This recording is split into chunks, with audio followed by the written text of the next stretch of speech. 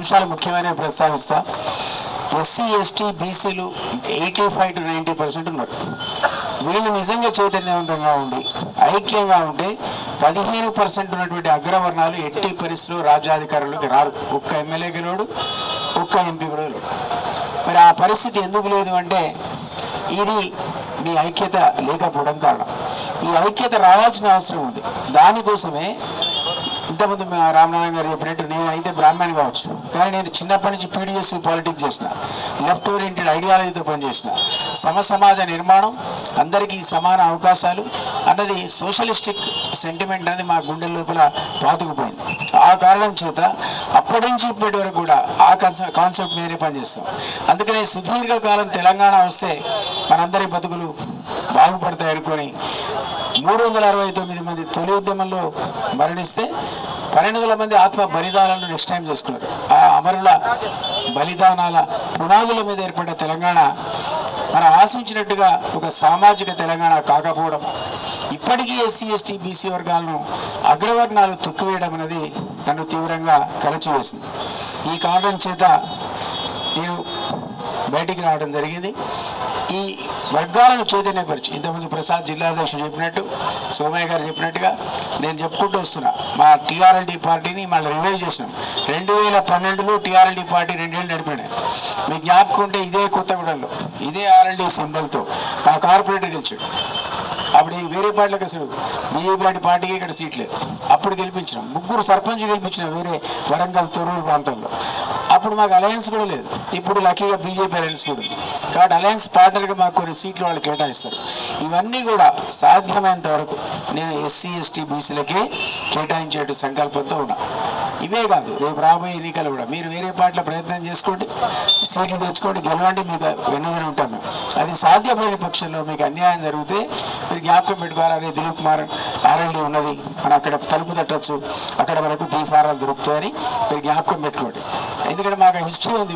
100% బీఫారాలు 100% 20 సీట్లు పోటీ చేస్తే ఎస్సీ ఎస్టీ బీసీలకే కేటాయించిన చరిత్ర మాది. 2014 జస్ట్ బిఫోర్ తెలంగాణ ఫార్మేషన్ 20 బీఫారాలు ఇస్తే 100% ఎస్సీ ఎస్టీ బీసీలకే ఇచ్చినాడు.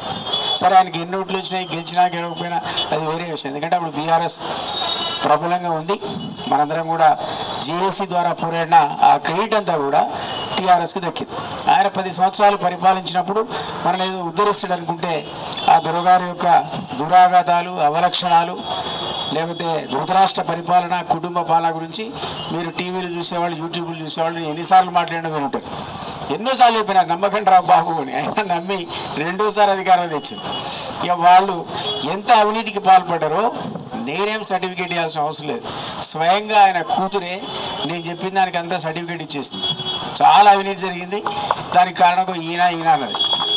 వాళ్ళ నాయన అంటలేదు, ఉన్నాడో లేడో కాంగ్రెస్ ప్రభుత్వం ఏర్పాటు చేసినటువంటి రకరకాల కమిషన్లు తెలుస్తాయి. రేపు ఉన్నాడో లేదో తర్వాత చూద్దాం. కానీ అవినీతి జరిగింది అనేది ఒప్పుకుందాం. ఇక ఆమె కంటే గొప్ప సాక్ష్యం ఏం కావాలి? అట్లాంటి ప్రభుత్వాన్ని కూలదోయడంలో కాంగ్రెస్తోనే సాధ్యపడుతుందని నేను కూడా పోయిన ఆ పార్టీకి. కోమటిరెడ్డి రాజగోపాల్ గారితో పాటు, వెంకటరెడ్డి గారితో పాటు, మోతుపల్లి నర్సుతో పాటు ఇక బీజేపీతో సాధ్యపడదు, ఈ దురాగత పాలన అంతమంది చేయాలనే సంకల్పంతో పోతే ఆయనకు 10 ఏళ్ళు పడితే 10 నెలలే పట్టింది. సేమ్ రిపీట్ అవుతుంది. అరే అక్కడ 6 దోపిడీ చేసిన బాబుని మనం ఘోషిస్తే ఇప్పుడు ఊరికి 6 తయారయ్యారు. ఇదో ప్రాబ్లం అయిపోయింది. ఈరోజు నేను అనడమైంది, కొండా సురేఖ గారు చెప్పారు మా సహచర మంత్రులు కమిషన్ ఇస్తే తప్ప పనులు వేరన్నారు. మనం అన్నది కదా, మంత్రి అంటుంది. అరే కమిషన్లు తీసుకొని పనిచేసే మంత్రులు మీరు మంత్రివర్గాలు ఉంచొచ్చా? సీఎం అనేవాడు ఆ మాటినాక ఏం చేయాలి? తక్షణమే తీసేసి ఉద్యమకారులు పెట్టుకోవాలి. ఉద్యమకారులు లేరు అన్న దగ్గర. కోమటిరెడ్డి రాజగోపాల్ ఇంటికి పోయి అప్పుడే ఎలక్షన్స్లో రాహుల్ గాంధీ ప్రామిస్ చేశాడు, నువ్వు పార్టీకి రా, ఆయనతో పోయినా పార్టీ మారిన నీకు మంత్రి పదవి ఇస్తారు. ఆయన పాపం నమ్మిపోయాడు, గెలుచుకొచ్చాడు. మళ్ళీ ఆయన ఇంట్లో పండుకుంటే పోయి భువనగిరి ఎంపీ ఓడిపోతాడు అనే భయానికి మళ్ళీ పోయి ప్రామిస్ చేశాడు, నువ్వు తిరుగు గెలిపించి మళ్ళీ మంత్రి చేస్తాడు. మళ్ళీ మర్చిపోయారు. 2 ఏళ్ళైంది పాపం కోమటిరెడ్డి రాజగోపాల్ లాంటి శక్తిమంతుడు, ఒక రకంగా నిజాయితీపరుడు ఇంట్లో పడుకునే పరిస్థితి. ఆ రకంగా తీవ్ర అసంతృప్తితో కాంగ్రెస్ పార్టీలో ఉన్నటువంటి 40-50 మంది ఎమ్మెల్యేలు ఉన్నారు. ఇది ఒక విషమ పరీక్ష. రేవంత్ రెడ్డికి ఎట్లా సాల్వ్ చేసుకుంటున్నాదో ఈ సమస్యకు ఆయన ఒక పరిష్కార మార్గం చూడకపోతే ఈ సర్కారు 3-4 నెలల్లో వాళ్లే కూల్చేస్తారు. దాని నేతృత్వం కోమటిరెడ్డి రాజగోపాలే వహిస్తాడు. ఇది ఒక అంశం. ఇక రెండోది, ఈ ప్రాంతంలో నేను ఫారెస్ట్ ఆఫీసర్గా పనిచేసిన చాలా సుదీర్ఘకాలం, 10-12 ఏళ్ళ నా ఫారెస్ట్ సర్వీస్ అంతా రేంజ్ ఆఫీసర్గా, అసిస్టెంట్ కన్జర్వేటర్గా, డిఎఫ్ఓగా ఈ ప్రాంతంలోనే చేసిన. ఆ రోజుల్లో మొత్తం ఉమ్మడి రాష్ట్రంలో 55% అడవులు ఉండే మన దగ్గర, ఏ జిల్లాలో లేవంత.